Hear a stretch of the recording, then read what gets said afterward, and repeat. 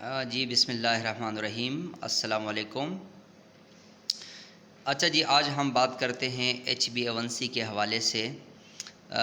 Basically HbA1c ये एक blood test है और इसको हम EDTA सैंपल से परफॉर्म करते हैं, यानी पर्पल वाइल से परफॉर्म करते हैं। HbA1c basically shows what your average blood sugar level was the past 3 months। HbA1c हमें ये बताता है सादा अल्फाज में कि जो 3 मंथ्स का प्रीवियस रिकॉर्ड है शुगर का, वो ब्लड में कितनी होनी चाहिए, यानी कितनी होती है। और HbA1c एक नॉन एंजाइमेटिक अटैचमेंट है शुगर मालिक्यूल का हीमोग्लोबिन के साथ। अब हीमोग्लोबिन क्या चीज़ है? हीमोग्लोबिन एक स्पेशल प्रोटीन है जो कि RBCs में प्रेजेंट होते हैं। और मज़ीद हम अगर बात कर लें तो एक हार्मोन है, उसका नाम है इंसुलिन। इंसुलिन का बेसिकली काम क्या है कि इंसुलिन जो ग्लूकोज के मालिक्यूल होते हैं, वो जब हम डाइट में शुगर लेते हैं, उस मालिक्यूल को, उस ग्लूकोज मालिक्यूल को सेल के अंदर लेके जाते हैं। यूँ समझे कि ये एज ए की काम करता है, यानी चाबी के तौर पे काम करता है। सेल को खोल देते हैं और उसमें ग्लूकोज के मालिक्यूल को एंटर कर देते हैं। लेकिन जब डायबिटीज़ होती है, यानी शुगर का मर्ज़ हो जाता है, या एक डायबिटिक पेशेंट है, तो उसमें फिर इंसुलिन का जो फंक्शन है वो सही तरीके से नहीं होता। तो जो शुगर के मॉलिक्यूल है वो सही तरीके से सेल के अंदर एंटर नहीं हो पा रहे होते।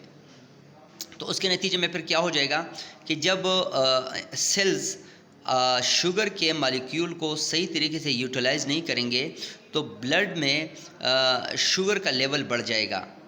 तो ग्लूकोज इन ब्लड फिर क्या होता है कि जब ब्लड के अंदर शुगर का जो लेवल है वो जब बढ़ जाता है, यानी इंक्रीज़ हो जाता है, तो glucose in blood stick to haemoglobin.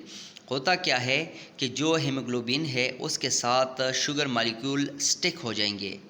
As blood sugar level increased, जैसा कि शुगर लेवल इंक्रीज हो जाती है, so more haemoglobin will be coated with glucose. अब क्या होगा कि जो ग्लूकोज मॉलिक्यूल है उसके साथ और ज़्यादा हीमोग्लोबिन कोटेड हो जाएंगे, यानी उसके साथ स्टिक हो जाएंगे। अब HbA1c हमें बताता क्या है कि HbA1c actually measure the percentage of RBCs that have hemoglobin coated with glucose, यानी हमें RBCs की परसेंटेज बताता है जिसमें हेमोग्लोबिन कोटेड हो जाते हैं ग्लूकोज मॉलिक्यूल के साथ। अब HbA1c जो हम परफॉर्म करते हैं उसको हम टाइप 2 डायबिटीज़ को डायग्नोस करने के लिए और प्री डायबिटिक को। टाइप 2 डायबिटीज़ में एक्चुअली होता ये है कि body is unable to produce sufficient amount of insulin, और जब इंसुलिन की सफिशेंट अमाउंट नहीं होती तो वो शुगर मॉलिक्यूल सही तरीके से यूटिलाइज नहीं होंगे, तो फिर उसमें शुगर लेवल बढ़ जाता है।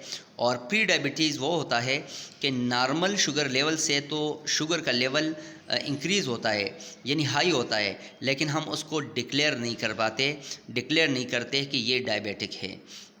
यहीं तक बात रही HbA1c की। अब हम मज़ीद बात करते हैं कि HbA1c को हम किस किस नाम से जानते हैं, यानी इसके अदर नेम क्या है। तो देखो, HbA1c का एक नाम है A1c, और एक और नाम है हीमोग्लोबिन A1c, और फोर्थ नंबर पे है ग्लाइको हीमोग्लोबिन, फिफ्थ नंबर पे है ग्लाइकेटेड हीमोग्लोबिन, और सिक्स नंबर पे है ग्लाइकोसाइलेटेड हीमोग्लोबिन। अब हम आगे बढ़ते हैं और बात करते हैं नॉर्मल रेंजेस की। जो नॉर्मल रेंज है यानी HbA1c का, वो 4.0 to 6.0% है। अब प्री डायबिटिक के लिए 6.2 या 6.3 पे चला जाए तो हम इसको प्री डायबिटिक कहते हैं।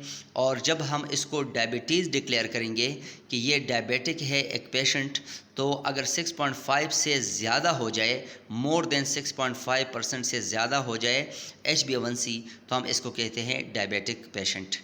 सो अगर आपको ये वीडियो अच्छी लगी है, इस पेज को फॉलो करें और इस वीडियो को लाइक करें और नेक्स्ट वीडियो का इंतज़ार करें। आप कमेंट्स में बता दीजिएगा हम नेक्स्ट वीडियो किस टॉपिक पे बनाएं, और मिलते हैं नेक्स्ट वीडियो में। So thank you.